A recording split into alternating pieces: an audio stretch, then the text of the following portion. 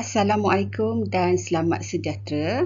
Hari ini kita akan belajar pendidikan jasmani dan pendidikan kesihatan. Tajuk kita pada hari ini ialah pendidikan kesihatan reproduktif dan sosial PIRS tingkatan 2 bersama saya Cikgu Rosnah binti Ahmad. Standard pembelajaran kita pada hari ini menghuraikan maksud identiti seksual, iaitu setiap orang dilahirkan sama ada lelaki atau perempuan. Yang kedua, menghuraikan maksud orientasi seksual, iaitu keinginan seksual terhadap berlainan jantina atau sesama jantina atau kedua-duanya.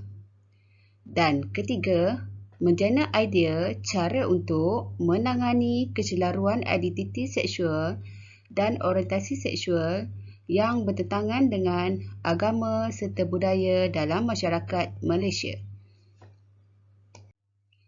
Apakah itu identiti dan orientasi seksual? Identiti seksual melibatkan aspek psikologi dan ciri-ciri tingkah laku berkaitan dengan seseorang individu sama ada lelaki atau perempuan. Atau kata lain, identiti seksual biasanya merujuk kepada penerimaan tingkah laku, sikap dan personaliti yang diwarisi, yang boleh membezakan lelaki bersifat sasa dan perempuan berciri lemah lembut. Ataupun contoh lain, jika seseorang itu memiliki misai, kita boleh takrifkannya sebagai seorang lelaki. Dan jika suaranya lunak, merdu, halus, ciri tersebut menggambarkan personaliti perempuan. Okey, seterusnya, apakah maksud orientasi seksual? Orientasi seksual pula merupakan kecenderungan identiti personal terhadap seksual tertentu yang akan mencerminkan diri individu sama ada terarah kepada heteroseksual, homoseksual dan biseksual. Untuk lebih jelas, orientasi seksual ini ialah tarikan seksual atau emosional kepada individu yang berlainan jantina, sesama jantina atau kedua-duanya sekali. Biasanya setiap individu tertarik secara seksual terhadap pasangan yang berlainan jantina. Topik ini sangat penting difahami oleh semua remaja. Menyimpan perasaan terhadap seseorang itu tidak salah, tetapi janganlah melampaui batas dan bertindak mengikut perasaan. Okey, jom kita fahami dengan lebih lanjut apa itu heteroseksual, homoseksual dan biseksual. Okey kelas. Heteroseksual ialah tarikan seksual terhadap pasangan yang berlainan jantina.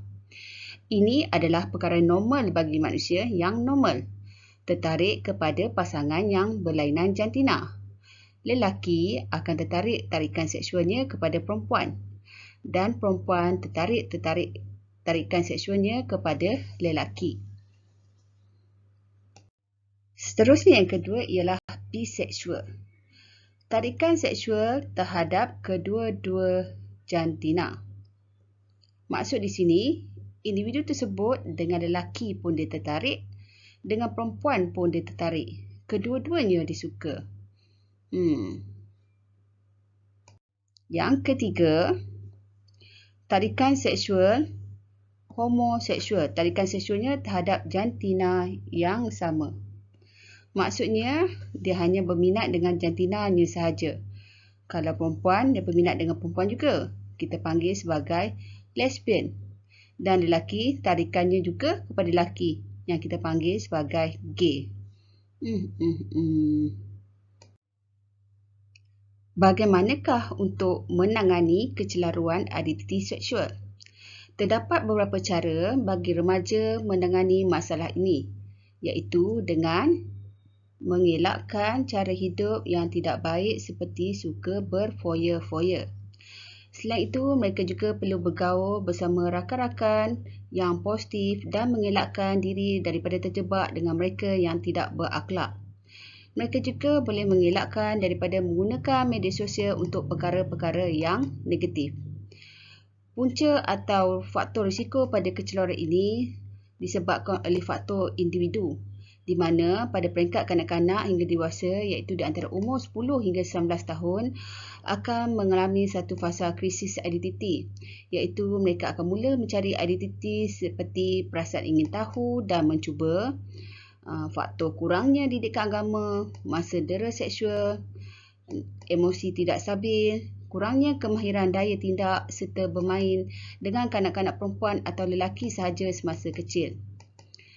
Yang kedua, keluarga, khususnya ibu bapa perlu memainkan peranan dalam menangani isu ini. Antaranya memberi nasihat dan bimbingan yang secukupnya. Ibu bapa perlu mendidik anak-anak mereka untuk melakukan kebaikan serta mengamalkan daya hidup yang sihat.